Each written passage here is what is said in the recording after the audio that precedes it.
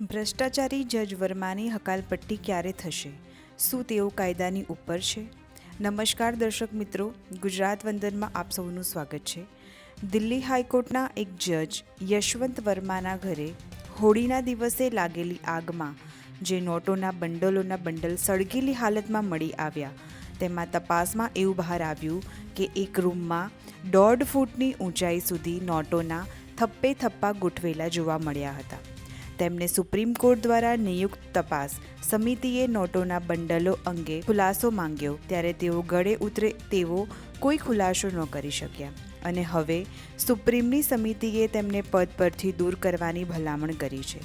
પરંતુ દેખીતી રીતે જ તેઓ ભ્રષ્ટાચારી પુરવાર થયા છે. ત્યારે તેમના રાજીનામાની રાહ જોવાને બદલે તેમની હકાલપટ્ટી જ યોગ્ય રસ્તો હોવાનું કાયદાના નિષ્ણાંતો કહી રહ્યા છે.